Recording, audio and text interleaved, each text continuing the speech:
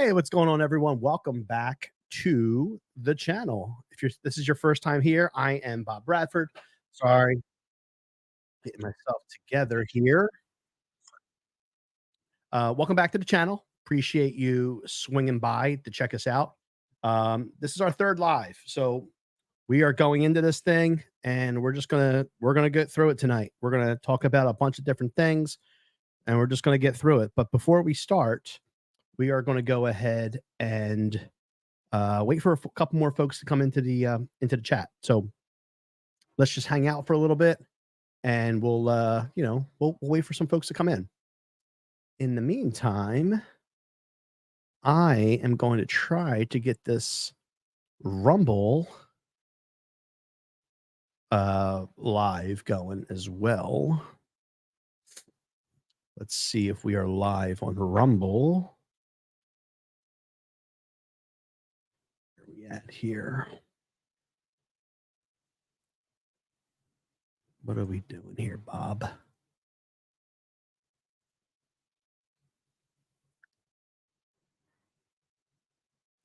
All right, so we're having some issues with the Rumble feed. Let's see what we got. Let's go to edit.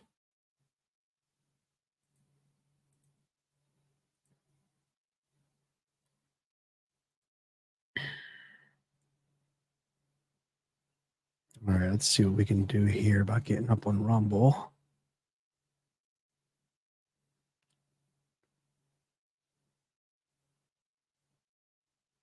All right, let's see what we got.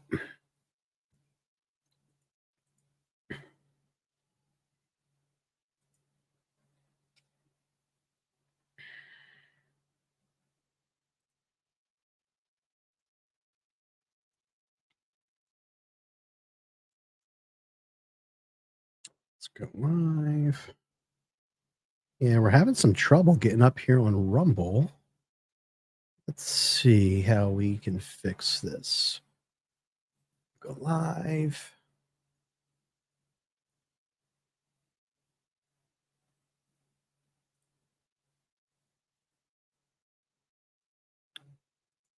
All right.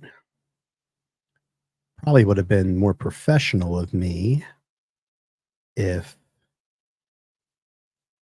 I did this prior to being live here. But we got two people checking us out. So welcome to the channel, everyone. Don't mind me. I'm trying to figure out why we are not streaming on Rumble. So let's see here.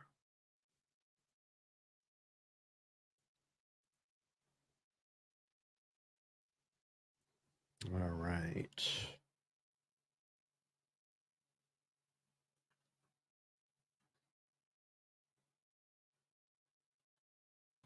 Those checking this out tonight, how's everyone doing? Don't forget, like the live. If you're first time here, please consider subscribing. We have a lot to talk about tonight. We're going to actually going to react live to the Tucker Carlson interview that he did with Larry Sinclair. For those who don't know who Larry Sinclair is, Larry Sinclair alleges that he had oh God, how do we say this without getting banned on YouTube? He had an affair, let's say, with Barack Obama when Barack Obama was a senator in Illinois. So, yeah, we'll leave it right there. We're also going to talk a little bit about the latest news about Jimmy Fallon. Jimmy Fallon, he's been Ellen DeGeneres, so to speak. Comes out that he is actually not as nice to his employees as he would lead on live. And we're also going to talk about Eric Adams. Eric Adams, the mayor of New York City. He New York is going through it with the migrant crisis and whatnot. And I think Eric Adams may have thrown in the towel for his city. So, lots to talk about. But before I get into that, I am trying to get us set up for a live stream um, on Rumble so we can have our folks on Rumble check us out. So let me see what I can do about getting us set up live. Let's see. Let's go live. We'll use the template. All right. Hey, MH, how you doing? How's everything going? Appreciate you checking us out tonight. Sorry, we're a little disorganized this evening. I thought I had my Rumble stream set up as well as the YouTube stream, and it turns out that it did not work. So, with that being said, we are trying to get us live on Rumble. So let's see what we've got shaking here. So we got 3 people in the stream. How's everyone doing? Welcome, welcome. Appreciate you checking us out. Sorry about the delay. We're trying to get our live stream set up on Rumble. I had thought I had already had that pre-set up, but it looks like I may not have. So we're going to get that set up right now. I think we are rocking and rolling. So thanks, MH. I appreciate it. Nothing like getting this done live, right?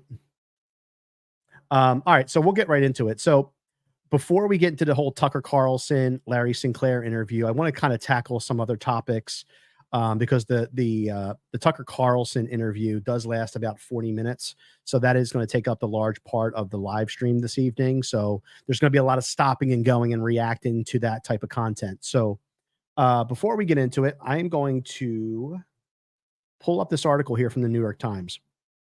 And if you don't know, or if you've been living under a rock, we've been having such an influx of migrants that are coming into our country from the southern border. And primarily it's been an issue specifically to Texas. Texas has been taking on the entire burden. Basically all of the states that run along the Mexican border have been taking on this burden of dealing with the migrants, but more notably, it's Texas. So with that being said, Governor Greg Abbott's been shipping a lot of these migrants who've come across the border illegally to so-called sanctuary states, sanctuary cities, right? They voted for this, so now it's coming to their front door. So New York, which has touted itself as being a safe haven for all migrants, has seen quite a few migrants show up on their doorstep. So here we go. My eyes are bad. Sorry. We're going to get this zoomed in a little bit here so I can read this. All right. In escalation, Eric Adams says migrant crisis will destroy New York City. In provocative remarks at town hall meeting, Eric Adams said that he did not see an ending to the migrant crisis and renewed his push for federal help. Well, I don't know why you wouldn't think there isn't an ending crisis. There is a way to fix this. Put up a wall, put up a border, secure the border. But he won't admit that. We'll read the article and then we'll go and watch his comments. Mayor Adams escalated his rhetoric over the migrant crisis, claiming in stark terms that New York City has been destroyed by an influx of migrants from the southern border, saying he has not seen a way to fix the issue. Well, the way to fix the issue is build a wall. Let me tell you something, New Yorkers. I've never in my life had a problem with it. I did not see an ending to. I don't see an ending to this, the mayor said on Wednesday night in his opening remarks at a town hall style gathering in Manhattan. The issue will destroy New York City. It's only going to destroy New York City if you allow it to destroy New York City. And it seems like Mayor Adams is allowing it to destroy New York City. Mayor Adams, a Democrat in the second year in office, has clashed with leading members of his party as New York City has struggled to provide housing and services to those migrants who are now in numbers over 100,000. For months, Mayor Adams has criticized President Biden, Governor Kathy Hochul, for failing to keep up with the cities to help the city provide for the asylum seekers, and pleaded for additional funding to expedite work permits. These people shouldn't even be in the country to begin with. They should be seeking asylum in their home countries. And then at that point, we grant them asylum based on our laws. But the mayor's comments on Wednesday were his most ominous yet, and they drew praise from Republicans and condemnation from some Democrats. Yeah, the Democrats are not going to like this because they want open borders. They want the influx of migrants. They see them as the new voter base. So they know they're losing the African American vote. You know, that's a gimme. I think last week we talked a little bit about the African American vote and how that's kind of transitioned. It's from 2020 to now that, the vote is it's moving toward Republicans. The African American community knows that the Democrats are a do nothing party for them. On Wednesday, Mayor Adams pointed to new projections that the city's budget gap could grow to nearly $12 billion, which means those taxes are going to be raised. The same amount that city officials estimate that the migrants could cost the city over 3 years. Every community in this city is going to be impacted, Mayor Adams said in the meeting. We have $12 billion deficit, and we're going to have to cut. Every service in this city is going to be impacted. So you have people leaving New York City because New York City taxes them into oblivion, this Democrat-run city. Now you're being told by the mayor that the burden of this $12 billion deficit is now going to fall on the remaining citizens of the city, and there's really nothing they can do about it. If I was in New York right now, I'd get my ass out of New York in a heartbeat. If you're in a Democrat-run city, I'd get my ass out of any Democrat-run city. The surge of migrants crossing the southern border has overwhelmed city shelters and led to an opening of more than 200 emergency sites to house them. As New York City students returned to school on Thursday, city officials said about 20,000 migrant children were expected to join them. Republicans have increasingly used mayor's criticism of Mayor Biden as a talking point, as they should. Ahead of the 2024 presidential election on Tuesday, Kevin McCarthy, the Speaker of the House, quoted Mr. Adams in a statement that argued that the Biden border crisis is hurting the country. Mayor Adams is right, McCarthy said. New York City deserves better, and they do. The citizens of New York deserve better. The problem is the citizens of New York voted for this mess. They voted for this. So I don't know what to tell you. Unless the citizens of New York and these Democratic-run cities smarten up, this is going to continue to happen. Fabian Levi, Mr. Adams' deputy mayor of communications, responded by criticizing Trump Republicans for failing to pass immigration reform in Congress. So the last time I checked, weren't the Democrats in Congress fighting Donald Trump every step of the way on putting up a border wall? If you're in the chat, let me know, because I'm confused, because it makes no sense to me. That was Trump's platform. Love Trump or hate Trump, but he knew we had to secure the border. And the Democrats did everything they could to stop him from securing the border. But the mayor's office has also continued to criticize Mr. Biden this summer, saying last week that the city's requests for help are still mostly unaddressed, and calling for a federal emergency and calling for a federal emergency and a national decompression strategy at the border. Yeah, it's called building a wall. Finish the wall. Mr. Adams, let me backtrack. So before we talk about the migrant crisis, there was a court ruling. The federal government ruled in court. There was a court ruling that Texas had to take out these buoys. I believe it was along the Rio Grande.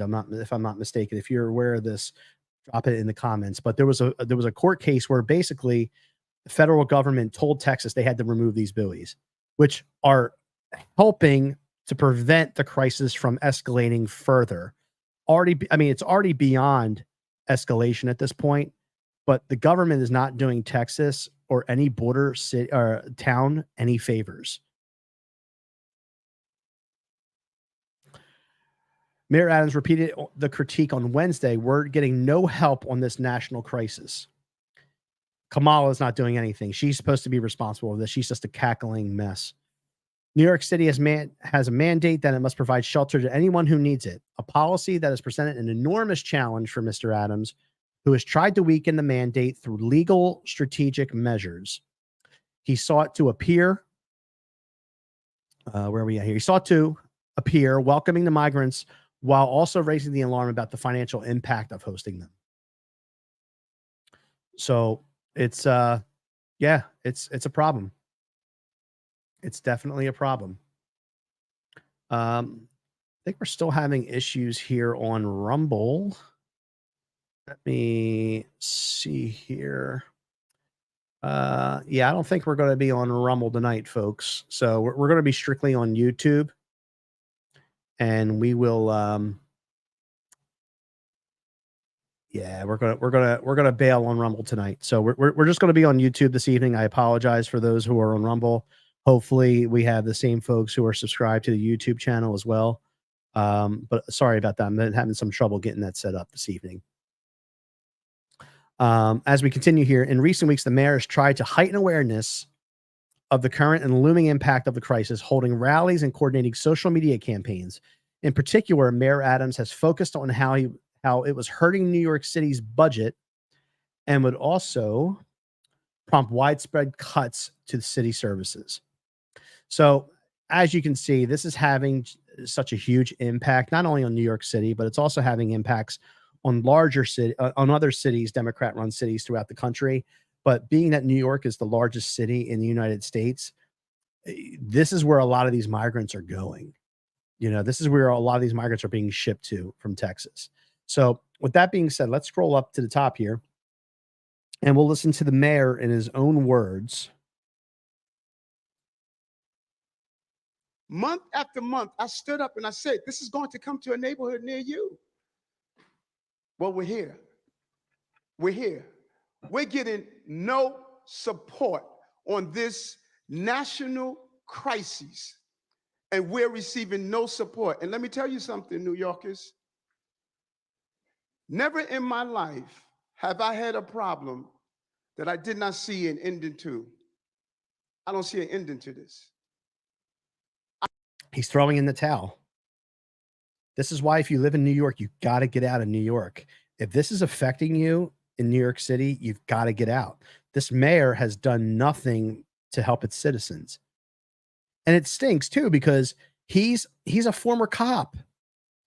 You would figure he would want to help his citizens, protect his citizens. But he's hamstrung by the federal government because the federal government wants open borders. This current regime wants open borders. I don't see an ending to this. This issue will destroy New York City. Every community in this city is going to be impacted. We got a $12 billion deficit that we're going to have to cut. Every service in this city is going to be impacted. All of us. I said it last year when we had 15,000. I'm telling you now, with 110,000, the city we knew we're about to lose.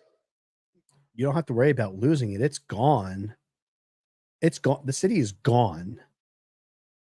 There's nothing you can do about it at this point. The only way you can fix this is to turn back policies that you implemented regarding being a sanctuary city and a sanctuary state.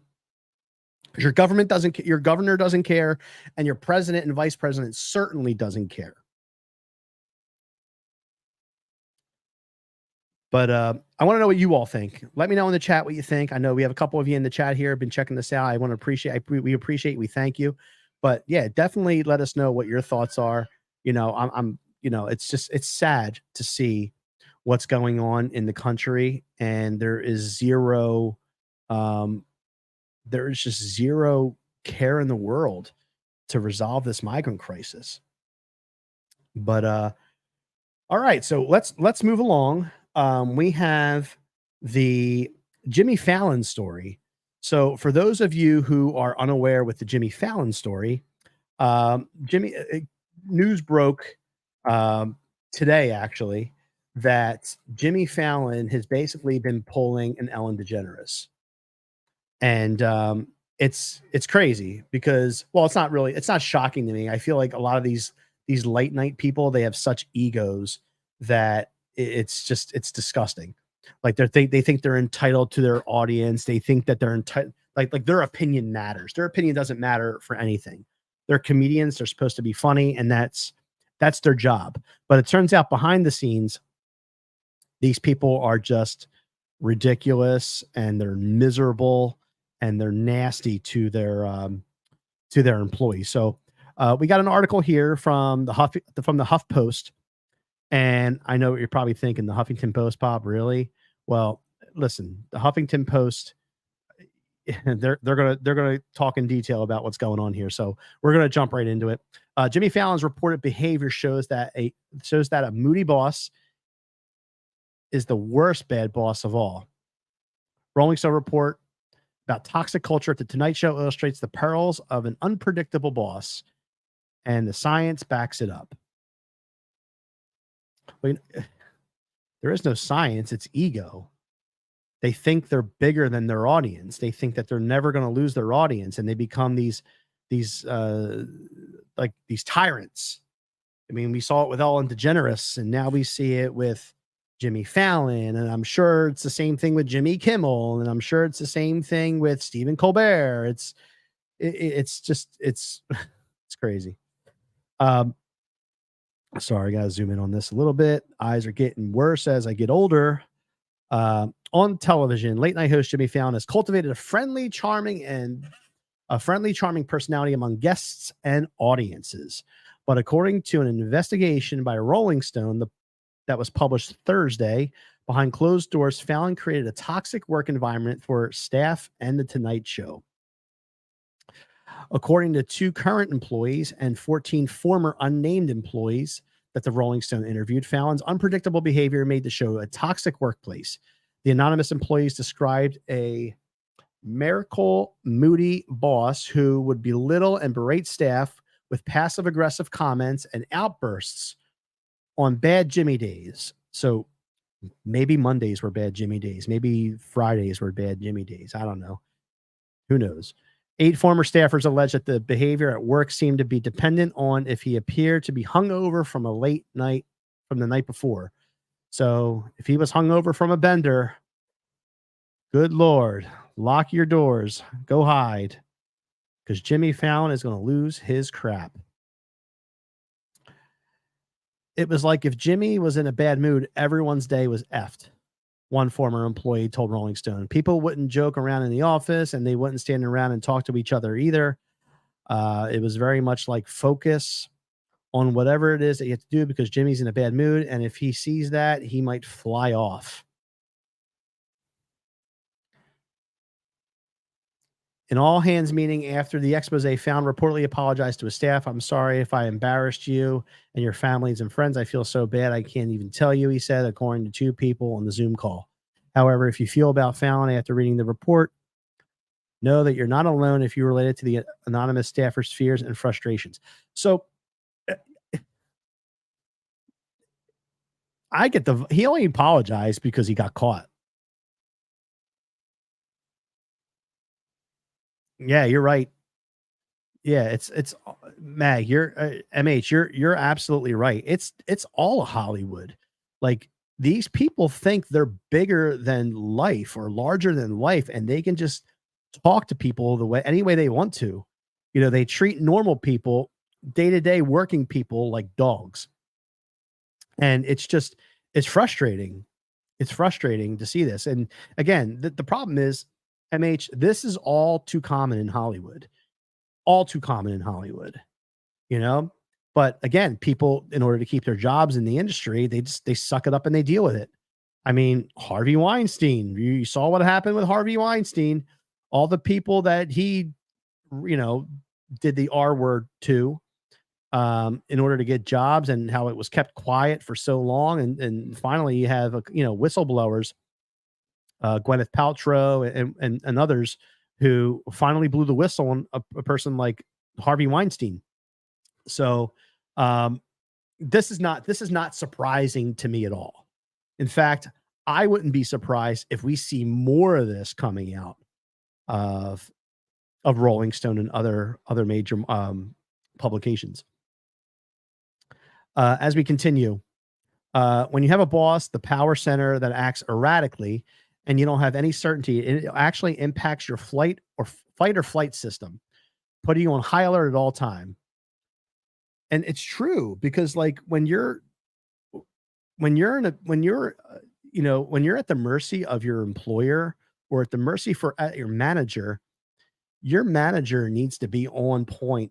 I wouldn't say all the time, but they got to be on point. And a lot of employees get their mojo and you know, get their energy from their manager. If you have an outgoing manager who relates to people and doesn't fly off the hinges and treats the people with respect, you're more likely going to have people who are going to want to work for you. It sounds like to me this is not the case with Kimmel. I mean with Jimmy Fallon. So did I see the Oprah and Rock trying to raise money for yeah. Yeah. Yeah, you have like two, we have one billionaire, and then you have The Rock, who's almost a billionaire, who is trying, like, they single-handedly could give millions of dollars, and it wouldn't even affect anything. Like, it wouldn't affect their bank accounts at all. In fact, they could probably write it off as a charity donation, so it's just, it's crazy. Let me see. I'm going to see if I can find that. MH. Let me see. Oprah and Rock. We'll call it PSA. Public service announcement. Let's see what we've got here. Come on. Let's see here. I don't really want to get into all that.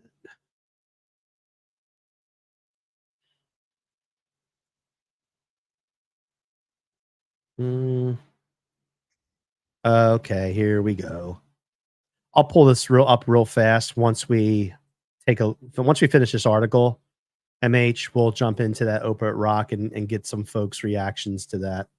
But you're absolutely right. It's just it's laughable at this point. Like, you're asking people who are already suffering across this country, who are dealing with high inflation costs regarding food, fuel, and other goods, day-to-day goods, to give money out of their pockets, when these rich elites sit up on their pedestals with buku bucks and could basically donate the money in themselves, and it wouldn't even put a dent in their wealth.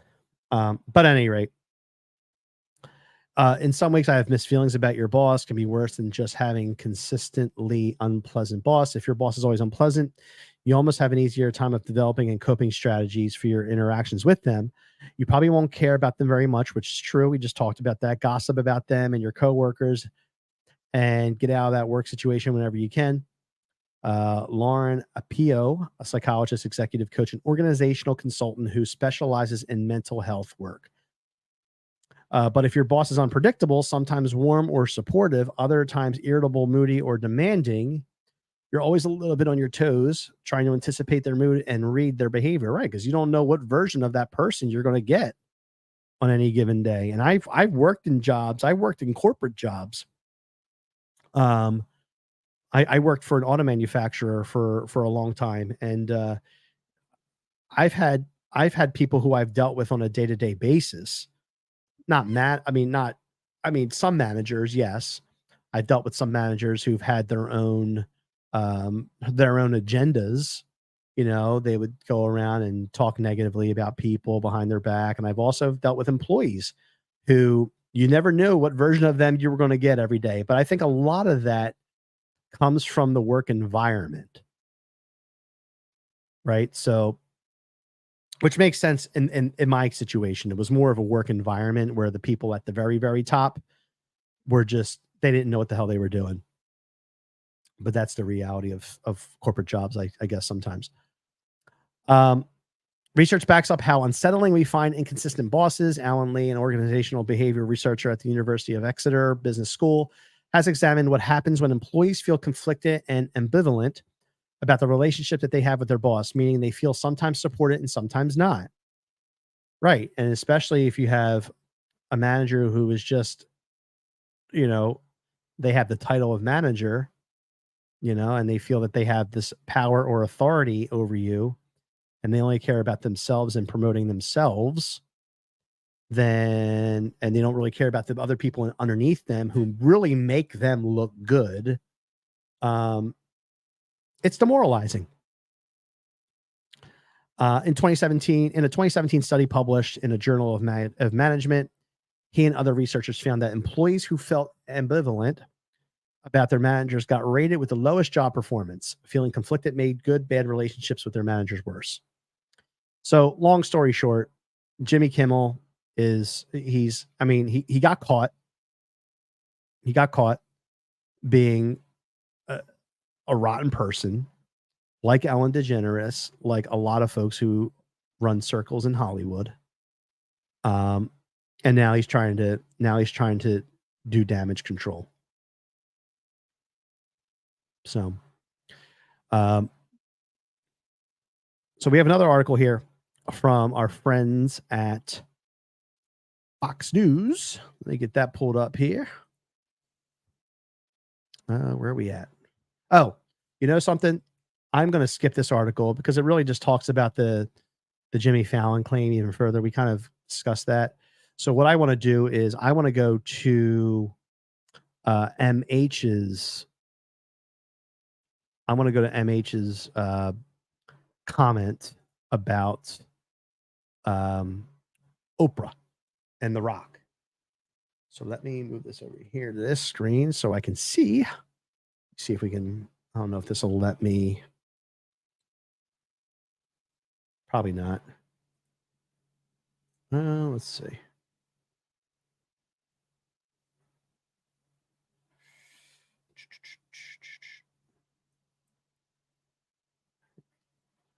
All right, here we go. Let's see if it'll let me.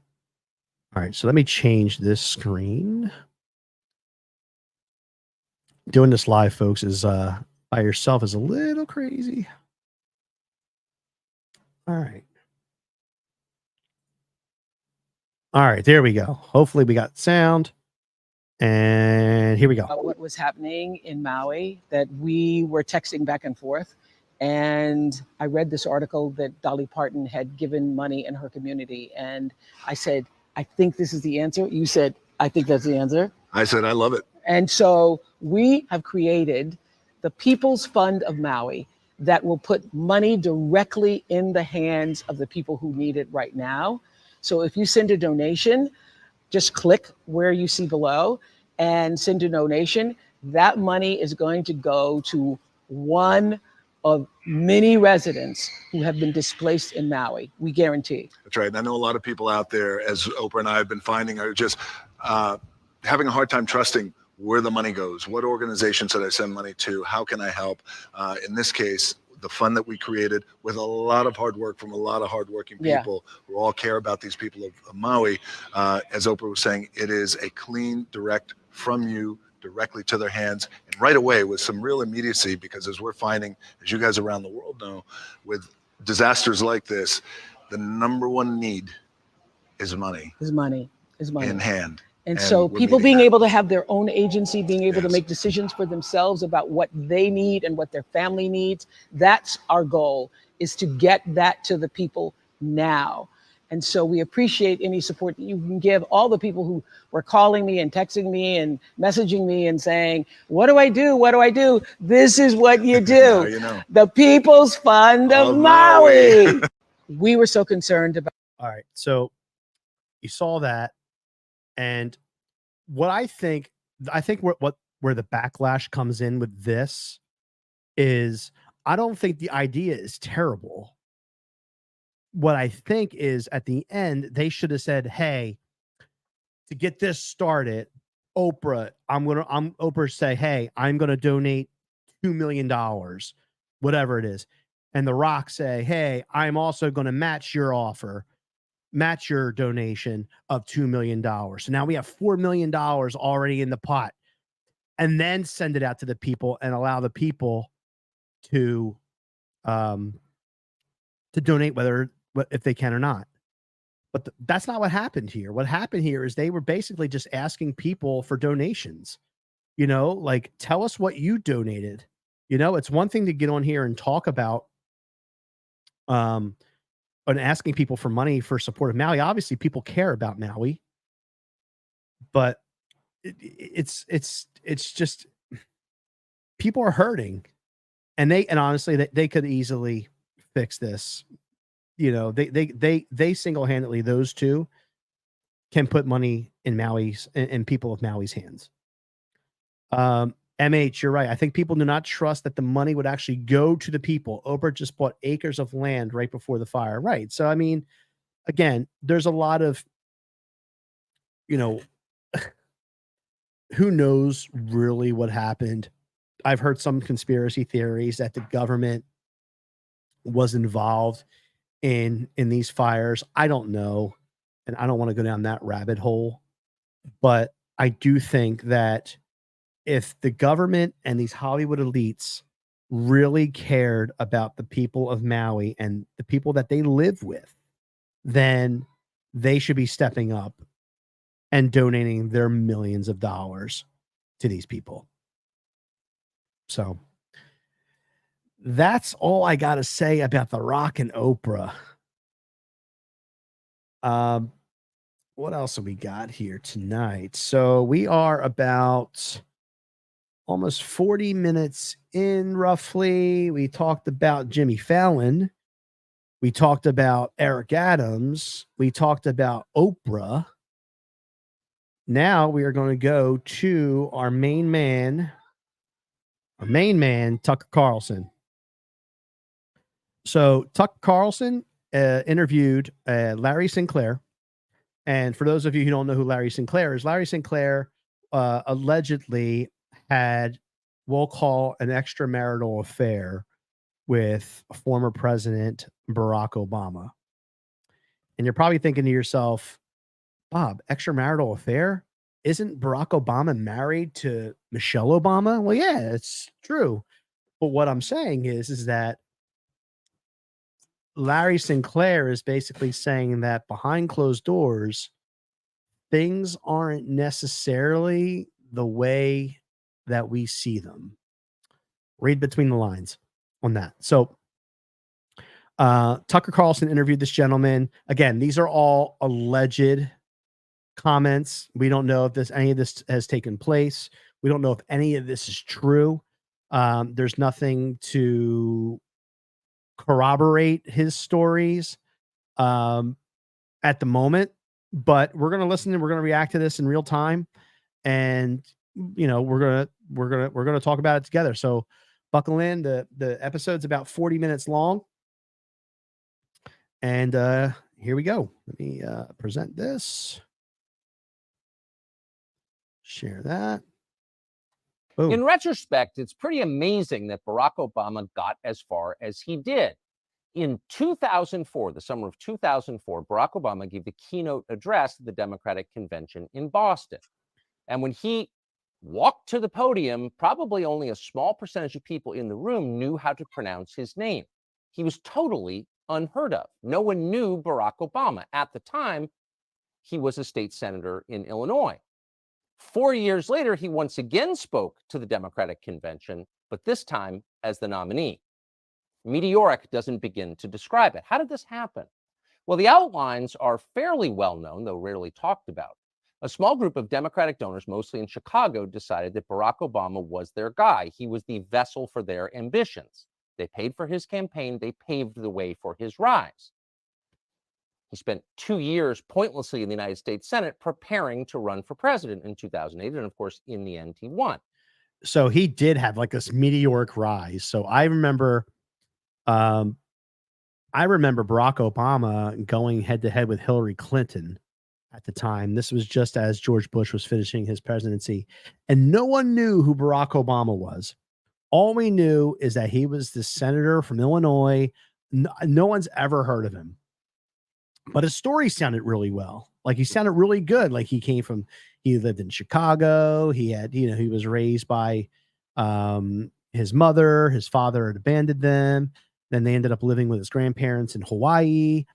And he came from nothing and just, he worked his way through college, and he was literally the American dream. Like he started from nothing and became the senator of Illinois. And, I have to say, I was bought in with Barack Obama, and the idea of change. And I'll put that change, right? So, boy, oh boy, he made some change. All right. The country has never been in a worse predicament than it's been under Obama and Biden's tenure. But that's a story for a different day. But we'll get into the rest of this.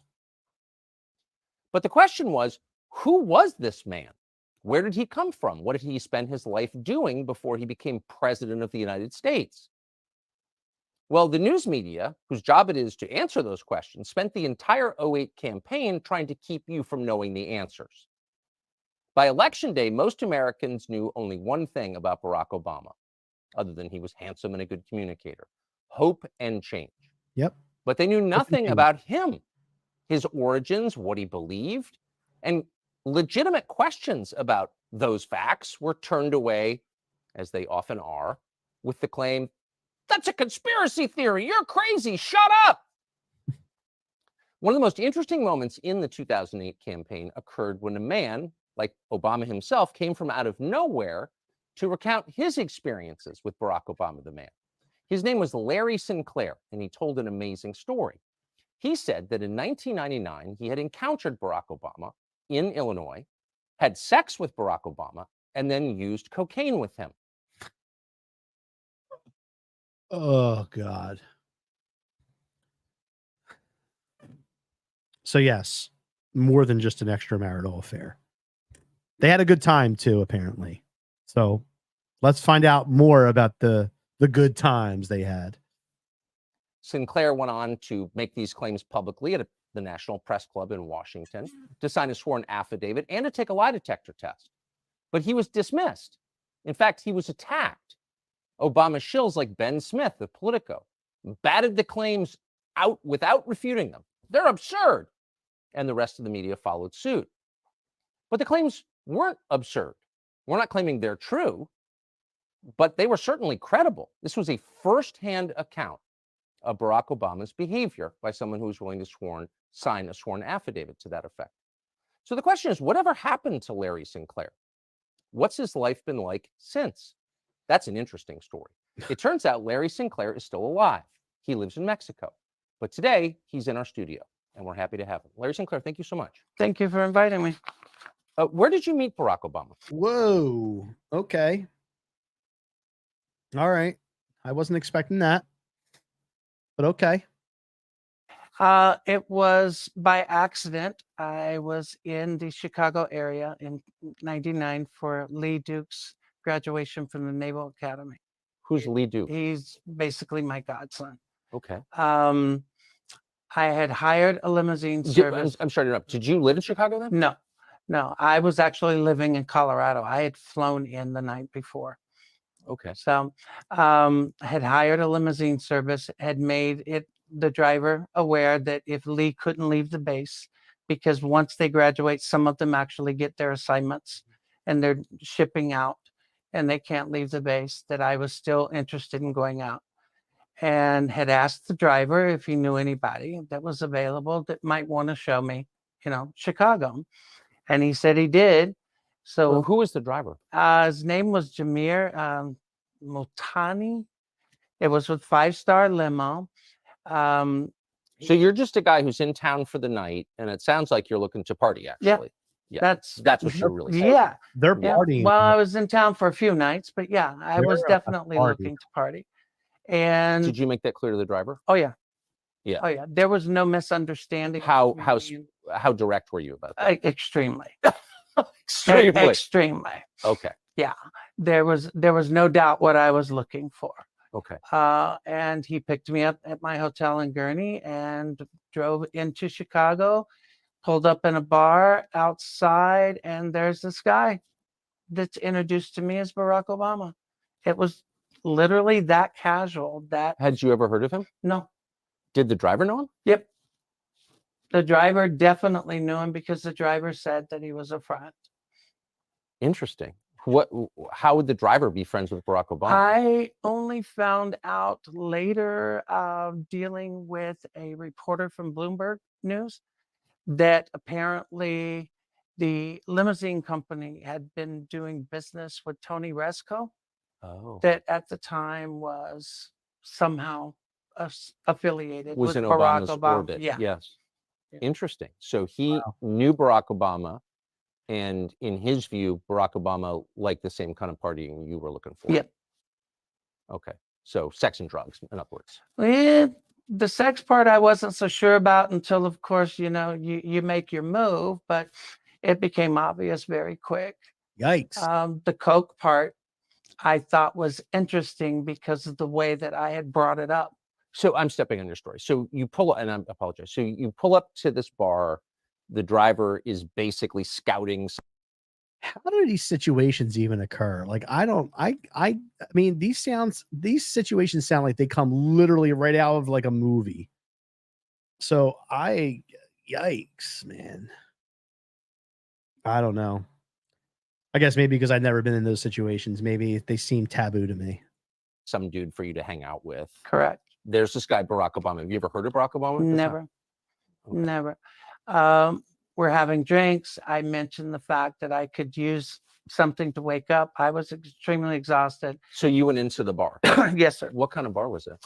I'm trying to remember. I've been trying to remember the name. I know that the glasses had 3 X's on them, because I remember taking one home for a friend of mine.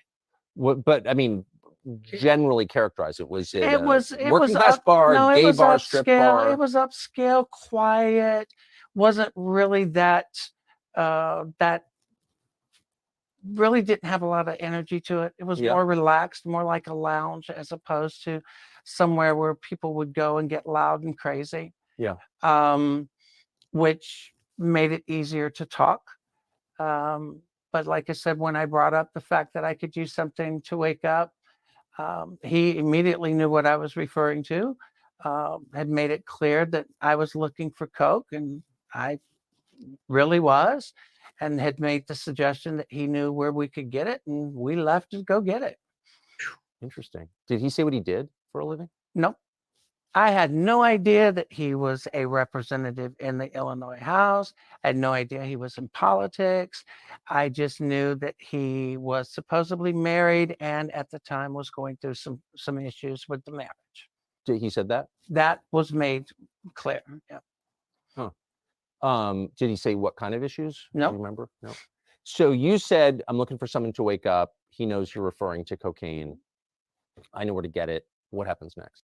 We get back in the limo. The driver takes us wherever it is that Barack had instructed him to take us. I had given Barack $250 to pay for coke. He gets out, comes back. I start putting a line on a CD tray to snort. And you're in the limo. Yep. Driving or parked? No, the driver's driving. Yep. I start to put. Oh my God, this is so stomach turning. I can't take it because I know where this is going. Ugh. A line on a CD tray, and I just happened to notice that he pulls something else out of his pocket. And next thing I know, he's got a little pipe and he's smoking. So I don't have an issue with it. I mean, some people smoke, some people snort. Smoking the cocaine. Yes. So as I'm doing a line, I just start this is the part where you kind of make your move to see where things are going. So I just started rubbing my hand along his thigh to see where it was going, and it went the direction I had intended it to go. So the night became somewhat active sexually and drug-wise in the limo. So you hit on him. Did he seem shocked by that? Not at all. Yeah. I mean, if you're Oh my God.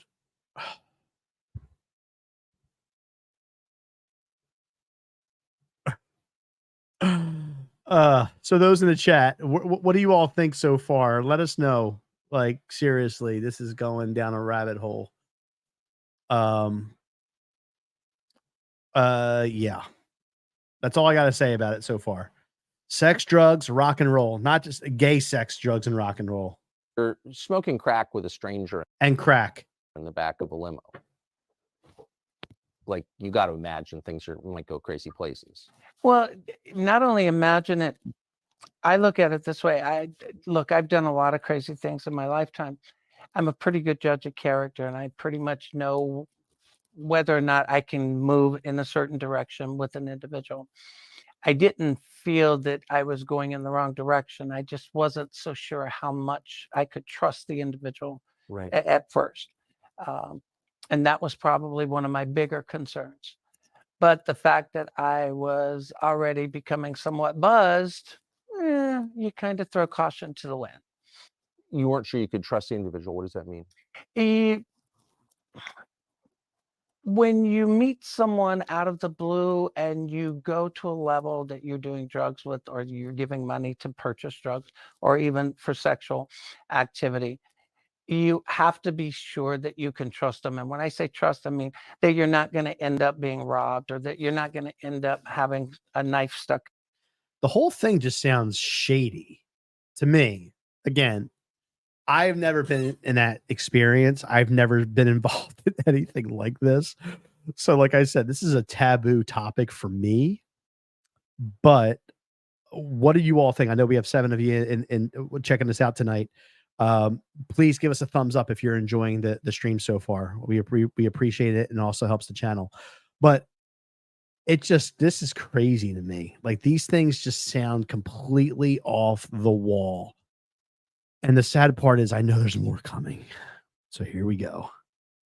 Into you, Right. from one direction or another, or that you're not going to pull up somewhere and all of a sudden the car door is going to open and you got 5 people pulling you out of it. Totally. That's what I mean when I say trust someone.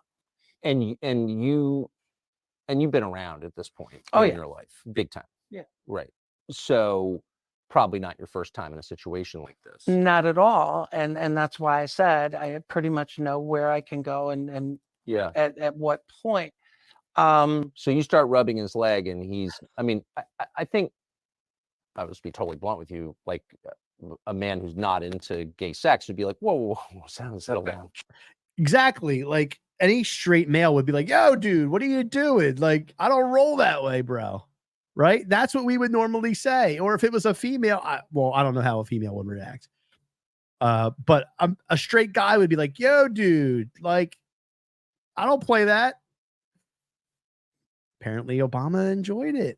Larry Sinclair was going to second and third base with Barack Obama. Trust me, if it was something that you were not interested in, and you're right, I've had guys that I read wrong that would literally try to break your hand. For sure. If you went in that route. So it's not like this was something that he wasn't into. It's not something that he was shocked by. Shocked by, you don't get excited and you don't unbutton your pants and you don't just sit there and let it happen. So it definitely wasn't Barack's first time. That much I'm absolutely. So Barack's a seasoned vet. Oh man, the more we know, the more nauseating I become. I gotta fix my camera, folks. I have a Insta360 camera, and anytime I make a hand gesture, the camera decides it needs to move, and it will track my face. So anytime I move, it'll go back and forth. So I just fixed it. So here we go. We'll continue. Certain of. and I would almost be willing to bet you it wasn't his last. So, so you performed oral sex on I Barack did. Obama. You did. Um, Ugh. in the driver's up front, Yep. and he's cool with this. The driver has the partition up. He didn't have a problem with it. He didn't put it down for any reason. I mean, he kind of set up the whole thing for this in the first place. Exactly. driver and I have a knew. funny feeling he had no bones to pick with it as far as what took place. In it. Yeah. Because it probably wasn't his first rodeo. He probably knew, like, hey, listen, Obama loves to have a good time, and we're going to give you a good time. So what happened after? Afterwards, I actually went back to my hotel. I had specifically asked that he drop Barack off first, but for some reason, he and Barack chose that they would drop me off at the hotel first, and then he would take Barack.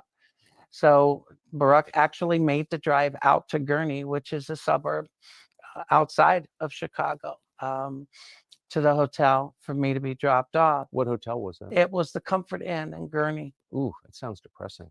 Well, you have to remember it was 99. Yeah, no, and it was. Could you imagine Barack Obama rolling up and he'd be like, you know, I'm going to suck your dick today. Can you imagine that?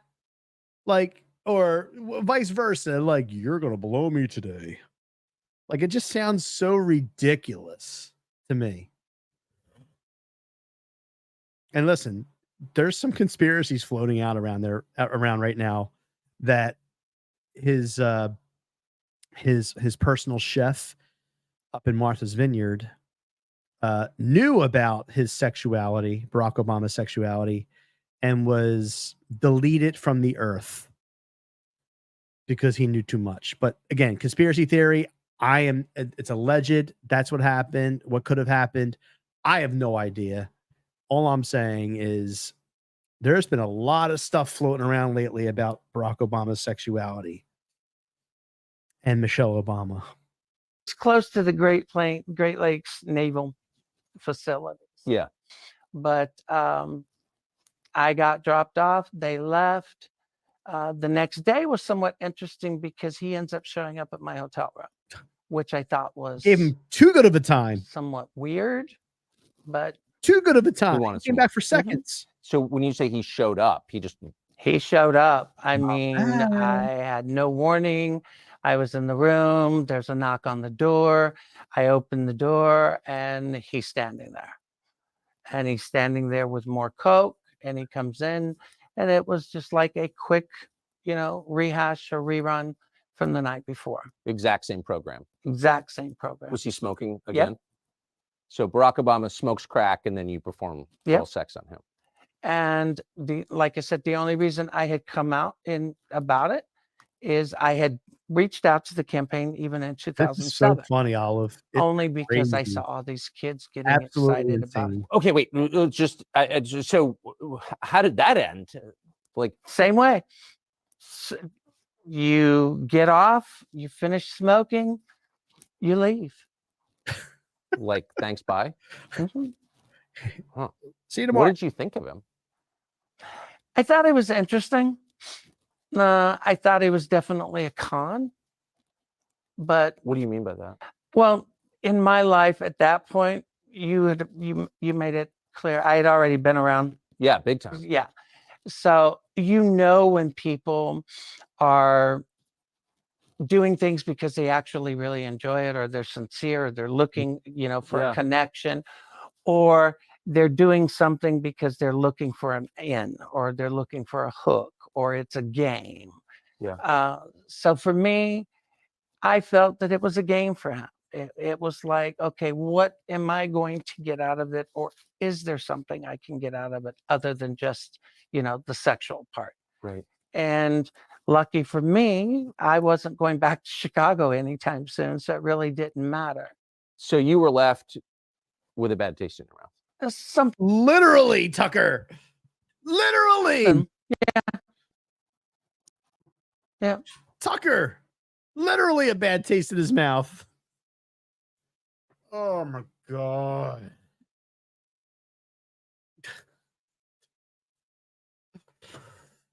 Oh, Jesus. Tucker, why'd you have to say that? Oh God.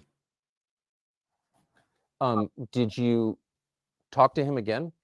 I did not. In fact, And did you have any idea, even though you had sex with him twice, you did cocaine with him, watched him smoke crack twice, you had no idea who he was? I had no idea who he was until I'm sitting in my house in Tequila, Nayarit, Mexico in 2004.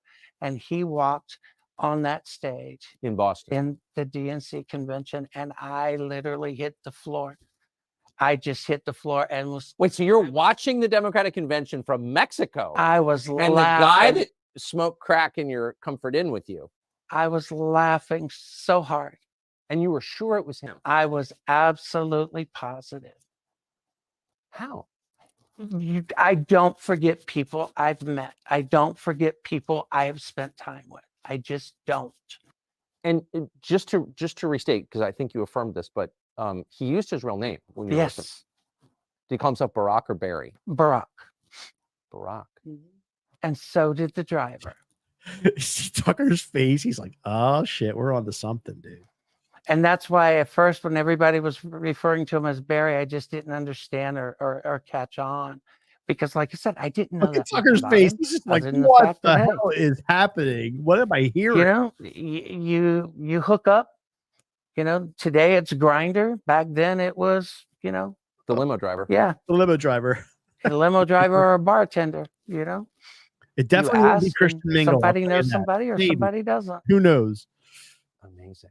Amazing. So you're sitting there in Mexico watching this, and you think, that's the guy I had sex with who smoked crack it with me. Yep. And what do you think? Like I said, I just started cracking up. I freaked out. I had even pointed out to some friends of mine that were at the house that night, and I told them, I said, you're not going to believe this. I said, I blew this guy twice, you know, and they just start cracking up. Oh my God. But that's the thing about me. I've never been in the closet. I've never hid. I mean, I'm always very direct You're and open. blunt. And, you know, and I'm just like, And not this- to say anything, like, even if Barack Obama was gay, like, I wouldn't care. But to put on a facade that you're married to a woman and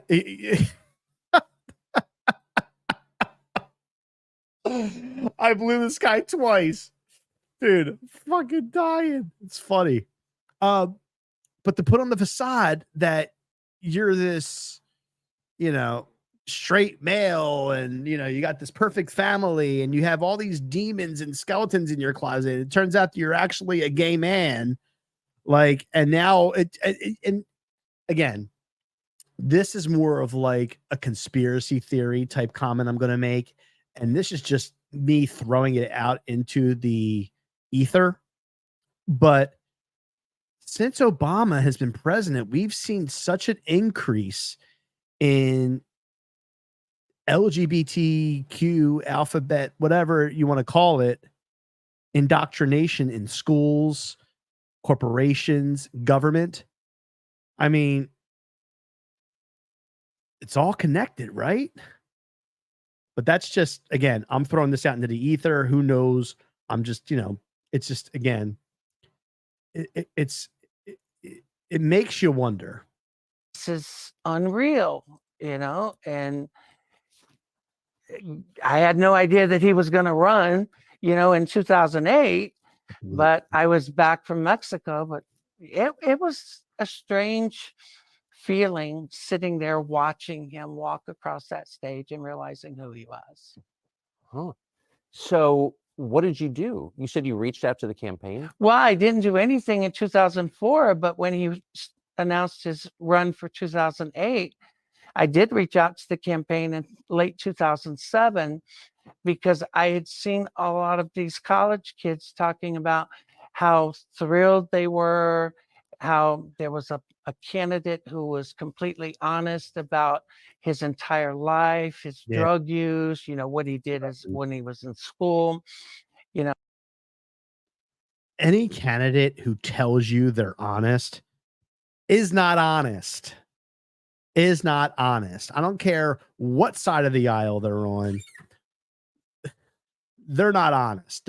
I've never seen any candidate in politics who has been 100% honest. That goes for Barack Obama, Joe Biden, Donald Trump, George Bush, anyone on either side of the aisle has been honest. None. Now, the constant back and They're all forth, bullshit. 1 minute is, yes, I did cocaine when I was younger, or no, I never did cocaine, but I smoked weed. So I just simply pointed out that all I was asking was, look, why don't you just simply come out and say, Just be honest. I did coke and I've done it as recently as 1999. You know, just tell the truth. Put it out there and be honest and let it stay as the truth rather than this back and forth. Never did hear anything back from them immediately. Who did you reach out to? Do you remember? I reached out to actually David Axelrod's office in Chicago. I'm trying to remember the letters because it was actually 3 letters. And did you say I had sex with Barack Obama? This is the interesting part. My first contact with the campaign never mentioned the sex whatsoever. Probably just drunk. That was actually brought to my attention by someone who eventually reached out to me in late 2007, claiming to be with the campaign, but wasn't with the campaign. What do you mean that was pointed out to you? So you never told anyone never, in the Obama campaign you'd had sex with Barack Obama? Not in 2007, no. Interesting. But they knew? Yep. Wow. How? Who? Barack. Well, that's weird. I'm assuming Barack himself, because the phone calls that I got in late 2007 came from a gentleman that I have repeatedly identified as Donald Young. And it was Donald Young who had mentioned to me that the campaign was not going to acknowledge the sex and the drug interaction.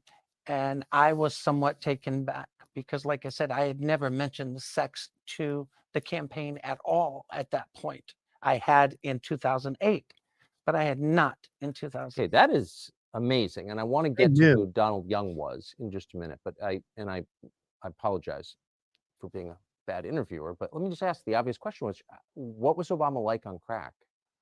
Actually, and I hate to say this because some people are going to think I'm really crazy. I knew a lot of people that smoked it because I was in Miami in the early 80s when it became quite popular. Similar to a friend of mine that I knew in Miami, gets extremely high, calm, almost euphoric. And then as it starts to come down, Sorry, we're having some issues here. Buffering. Twitching and the looking, anything Oh, you know something? that looks white Microphone was on sitting the on the keyboard. seat or the floor, you assume is another piece that fell off that you can pick up and smoke. But Let's see, there we go. while he was high, pretty much the same. Pretty controlled. Pretty controlled, euphoric, talkative, but not really saying anything. So it was like his presidency. A lot like it. Was it your impression, and of course you wouldn't, strictly speaking, no, but was it your impression that this was the first time he'd ever smoked crack? No. You don't, first of all, you don't buy crack, get in a limo and have a pipe in your pocket if it's the first time you smoke crack. Yeah, he was ready. You just don't. That makes sense.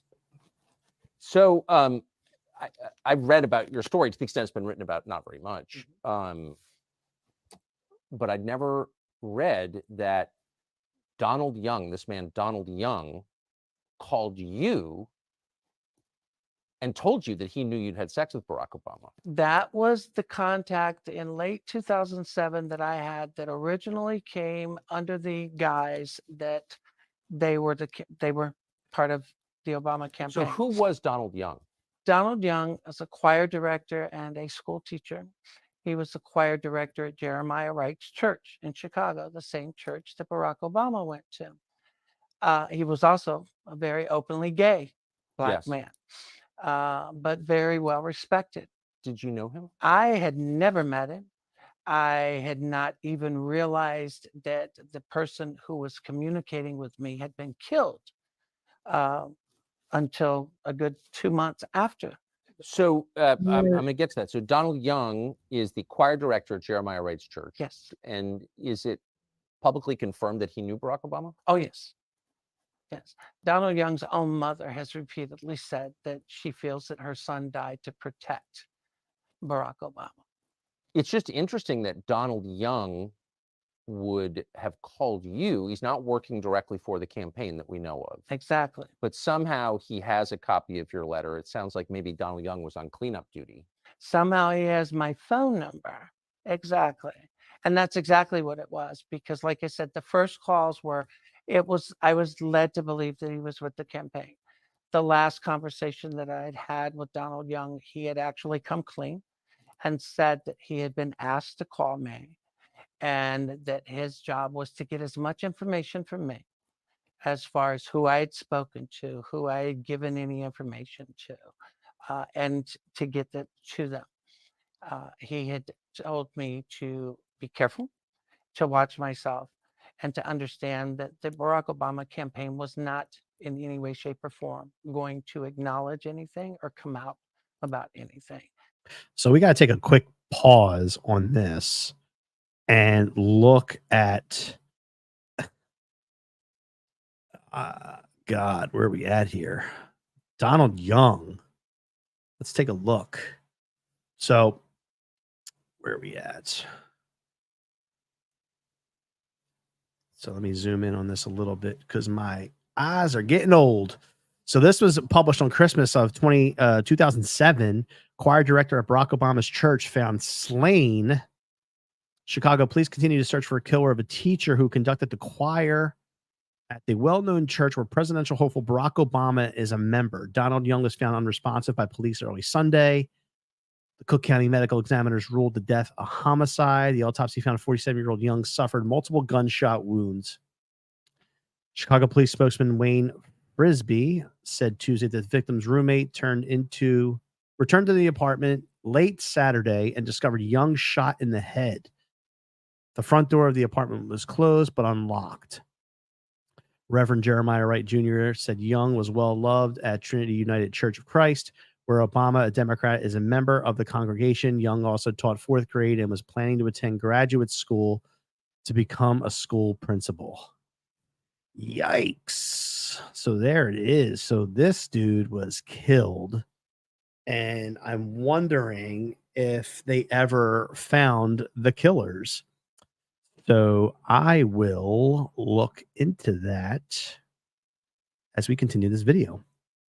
And he had made it clear that he had known Barack for quite some time and had had an intimate relationship with Barack for quite some time. He told you that? Yep. And that's when I knew that I could at least trust what I was being told. Originally, I had made it clear I didn't feel comfortable with the phone call because something just didn't seem right. But after a couple of calls, it started to all fall into place. And I had said the same thing to myself. Wait, so you didn't know Donald Young existed? Nope. It sounds like you're not very political anyway. You weren't. I wasn't at the time. And you were just annoyed that Obama was talking about cocaine and lying about it. I was extremely annoyed. But the sex part had nothing to do with it. No. Then Donald Young, who you don't know, never heard of, calls up and says, by the way, I know you had sex with Barack Obama. I did too. Yep. Pretty much. I mean, this is a longer conversation, which we're going to have in a minute. But I mean, Obama has a wife and kids, and he's telling America what a great family man he is. Real quick, I just did a quick research here, and it looks like the case is unsolved. So we don't know who killed Donald Young. Add that to the conspiracy, Bob, for 100. Is that, or maybe you've seen this a lot. What do you think of that? Well, you know, in 2008, I made it clear that Obama was having marital problems in 99, and everybody in the world said that I was crazy, didn't know what I was talking about. And yet, what was it, 6 months ago, Barack Obama comes out and tells the world that exactly what I said was the truth. In 1999, he and Michelle came very close to divorce. Really. 15 years later, what I say is the truth, but 15 years earlier, I'm a liar and a fraud. It's interesting how things eventually come out. But yes, believe me, I've known guys that were completely happily married that will screw around with another man on a weekly basis and think nothing of it. Is it your sense that that's who Obama is, just transactional, or that he's bisexual, or like what is this? No, my feeling that Barack Obama is probably, he's definitely bi. I think there is a lot of transactional qualities to him, because I think whatever he does, it is looking for a hook or looking for a benefit. Mhm. Yeah. That's consistent with his public persona too, I would say. So Donald Young calls you. You actually sounds like you kind of like and trust Donald Young. I did. Did he say how long he'd had a relationship with? He had just said that they had been intimate for years. Wow. Intimate for years. So And Donald what happened to Young. Donald? So Donald Young gets killed, shot in the head in 2007. Tells Larry Sinclair that he has an extramarital affair with Barack Obama. He ends up dead.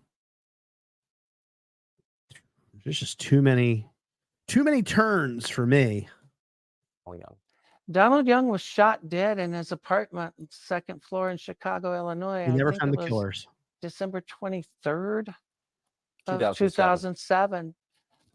According to the police report and the death certificate, multiple gunshot wounds, close range, no forced entry, second floor apartment, yet not a single resident in the building heard a single shot, Nope.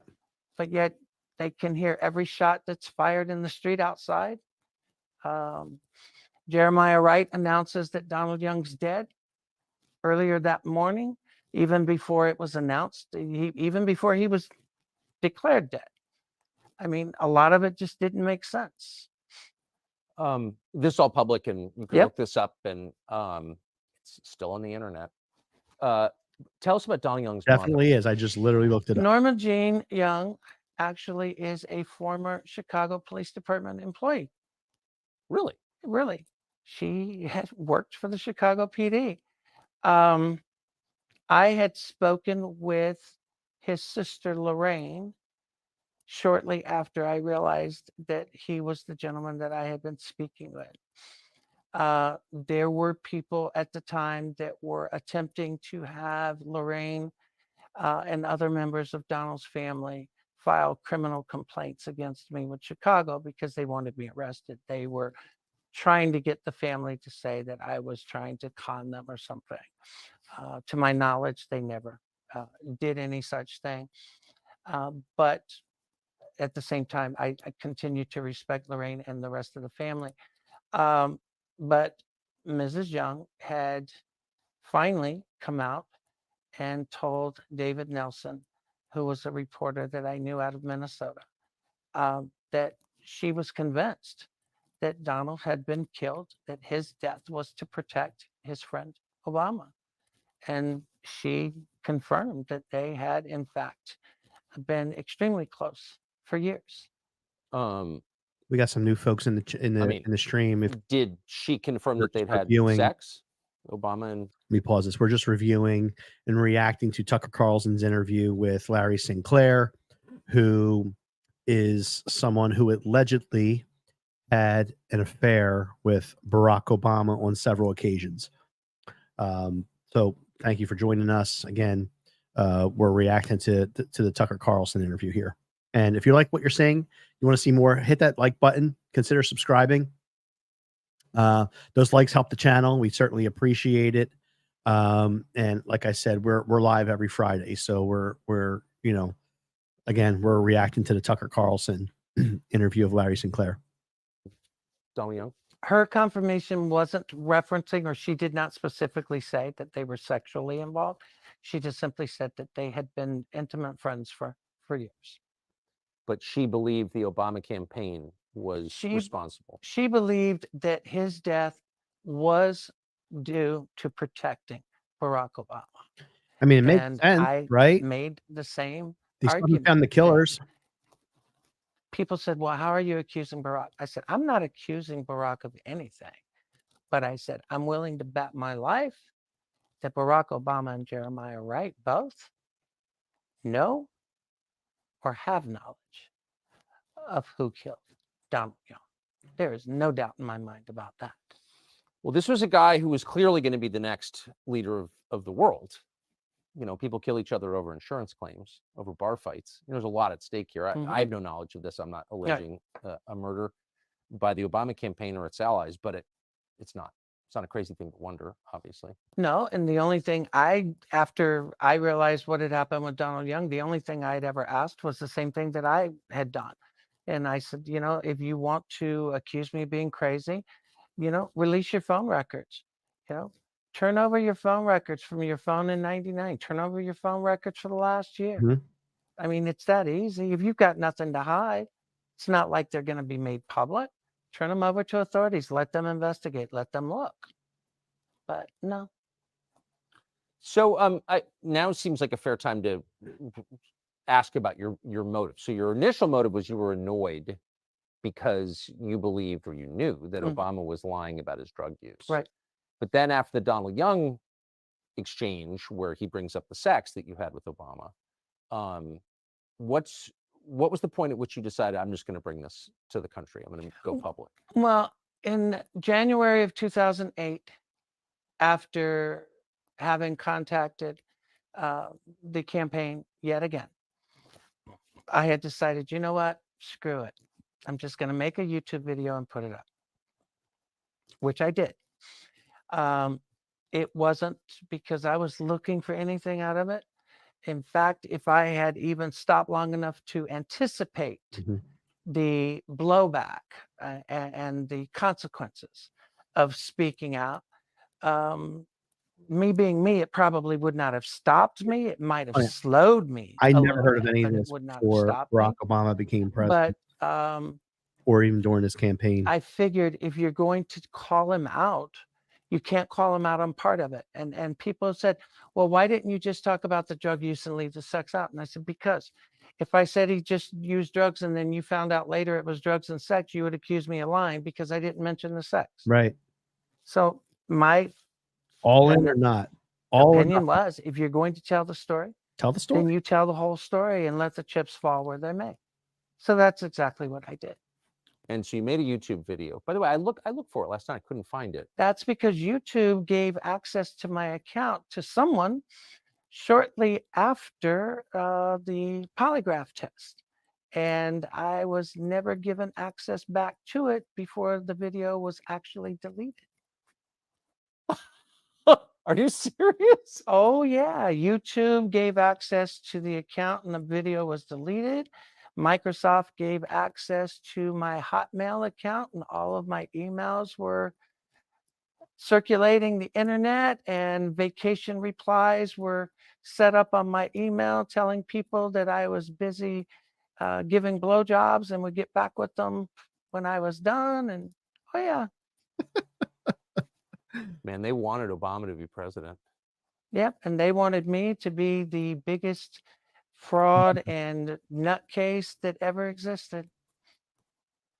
So I got to ask you, I mean, you know, I wasn't there. I could only assess what you're saying. I don't see any obvious motive for you for gain, financial gain. You're not going to get rich doing this. And in fact, you haven't. You've gotten impoverished as a result of it. But like, if I'm a reporter, well, I was a reporter at the time. I remember thinking, well, that's an interesting story. But it seemed like nobody in the media wanted to follow up with you. And some people, like Ben Smith at Politico, who's a liar and a shill posing as a journalist. Why would they? I reread the piece last night that he wrote saying, oh, it's ridiculous. Right off the first graph, it's ridiculous, these claims. Well, I think I have an answer for why a lot of reporters did not want to follow up. And I think it would have something to do with what David Axelrod told a old Chicago Sun-Times reporter, or no, a Chicago Tribune reporter, John Crutzen. Axelrod had been a reporter in Chicago before Okay. he went into politics. Well, John Crutzen worked for the Chicago Tribune, and John Crutzen actually came to Duluth, Minnesota, and sat down with me and talked with me. And John Crutzen had told me point blank that before he had flown out, that he had spoken to Axelrod, and that Axelrod had told him that they were aware of who I was, and that it was their intentions to destroy me, and that if any reporter had mentioned me to them, they would be completely cut off, and that outlet would be completely cut off from access to the Obama campaign for the duration of the year. So I think that had a lot to do with why reporters Was didn't suppressed. bring things up to the campaign, because everybody wanted access to, the new savior. Rock star. Nobody wanted to be blackballed and denied access to a historic campaign. Yeah, but I mean, if it's the guy's running for president and credible information comes out that he's smoking crack and having sex with dudes, I mean, that seems like a story. Well, it would be a story if the media really cared about telling people the truth about anything. Which they don't. They're liars. On both and that Ben sides. Smith is a liar. Oh, Ben Smith's more than a liar, but you're right. What do you mean more than a liar? He's a complete fraud. Ben Smith, I hear people talking about grifters. Ben Smith to me is a grifter. Ben Smith wrote an article saying that I had a 27-year Criminal history. career criminal. And the funny thing is if you look my criminal history up, which I've published myself and provided from day one, my criminal history goes from 1980 to 1986. And everything I've ever done, I've owned it. I've never wasted taxpayer money. And any sentence I've ever been given, I've served. But he also said that I was a fugitive, that I was avoiding prosecution. I was trying to prevent from going to jail. None of that was true. That was true. But He'd be arrested right The here. media ran with it. Even Greta linked to it and said that people asked me why I would not interview Larry Sinclair. This is why. And she linked to Ben Smith's article. And notice his article was published right when I was preparing to do the press conference at the National Press Club. But hey, the National Press Club, so-called beacon for freedom of the press, they were just as involved in trying to keep the story from ever being. It's interesting. I watched the other night, I watched your entire National Press Club appearance, and in it, you detail your intersections with law enforcement exhaustively. Yep. Every time you've been arrested, you explain it. Every time you've done time, you explain it. So you didn't, from what I could tell, hide your past. No, why? You can't. I mean, you could pull. I've never hidden my past public record. in regular everyday life. Why would I hide it in something like this? So, I mean, you're the only person on this set who's had sex with Barack Obama. So I think you're, I don't know, expert on Obama, but you know more than most people. What's your assessment of him now? Oh God. I think he's the same grifter that he's always been. I think he's still very power hungry. I think Obama is calling the shots in the current Biden administration more than people are willing to admit. I think Obama is hell-bent. I had made a statement during that press conference that I felt that Barack Obama being elected was going to push race relations in this country backwards 50 years. Yep. And look where we're at today. I'm absolutely positive I was. Yes. I think you've been vindicated on that. Because race relations in this country has not only gotten pushed back, but everything's about race now. Everything is about victimization now. Yep. It's interesting though. Yeah, he's obviously a race hater, very anti-white, but he had sex with a white man. So you have to ask, like, is that real? Oh, for him, of course. I would be willing to bet you I'm not the only white person he's ever had sex with, or male anyway. Yeah. But hey, he's got what he wanted. He is in DC. He's living the life. He's still looked upon as being the savior of the country. and sadly, people are still giving him Well, that people are power. waking up. And I think it's People are going waking up. eventually to be to the detriment of. Can I just ask you one last question? How did you? I'm just thinking about it. It's very insightful because I knew a lot of people who weren't liberal who voted for Obama Me, purely on the race question. me. And they weren't all self-hating, guilty whites. They were like No. nice, normal people who wanted to see race relations Get improve. better. And that really was the core promise of his campaign. And it got And a worse. lot of people bought it. A lot of smart people bought it. I bought it. And I saw why they bought it. But you didn't buy it. How did you know that? I grew up in South Carolina in the 1960s and 70s. Okay. I've been gay and knew I was gay since 6 years old. Never hid it. Okay. Yeah. I grew up in rural South Carolina. And my first job as a kid was cropping tobacco for a family by the name of Rose that were a Black family living across the road from my grandparents. So I grew up as a kid, a gay kid, in an era and an area that would get you killed being gay just as quick as you could be hanging being Black. So I actually knew the other side of the track before I knew that I was supposed to act like I was above this or above that. Mhm. I've watched it my whole life. I know when someone plays, when it comes to acting like they're one way and then in reality, they're the biggest racists or bigots alive on both sides. Okay. I knew because he was saying one thing in the campaign. And then if people started to actually listen to what he was saying, remember there was a time when he actually told supporters to show up at a fight with a knife, get in people's face, argue with them if they didn't Sounds agree like to Maxine support him, if Waters. they didn't agree to vote for him, argue with them, convince them. Come on.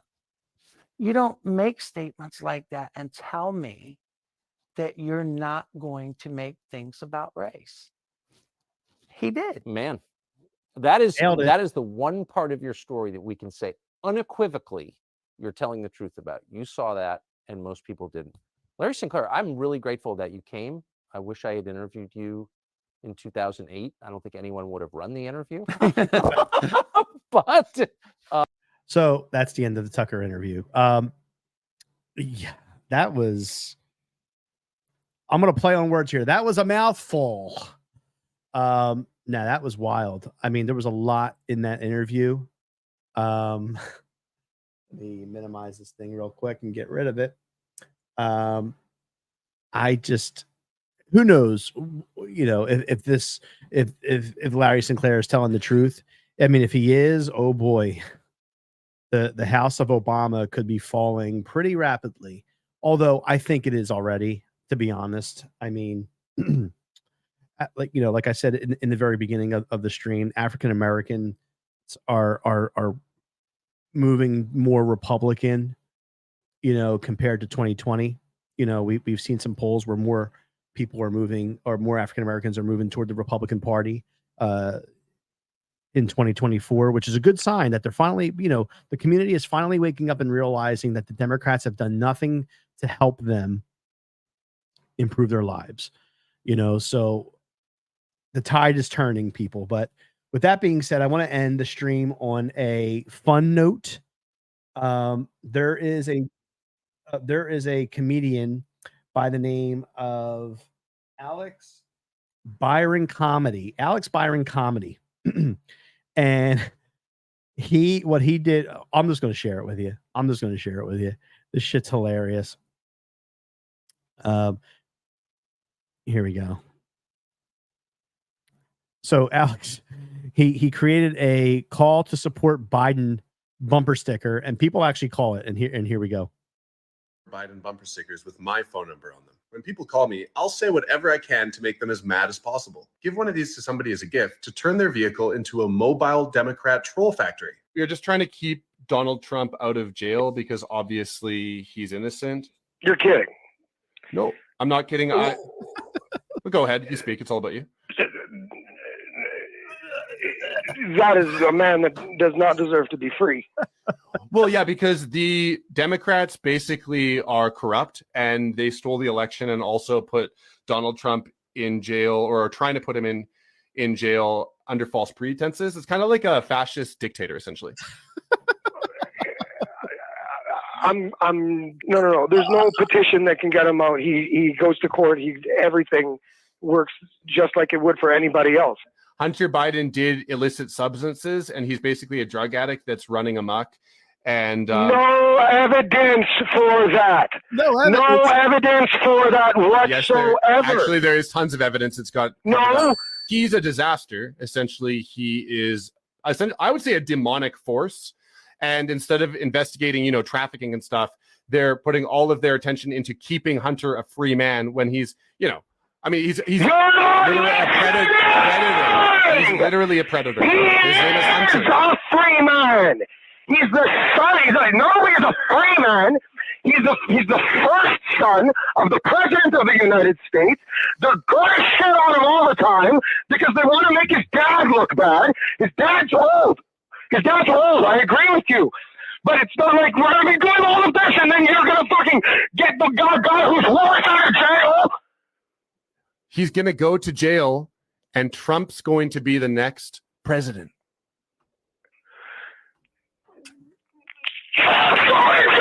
Call to support Biden bumper sticker. All right. So I just wanted to share that with you. I thought that was funny. And again, thank you everyone for checking out the stream tonight.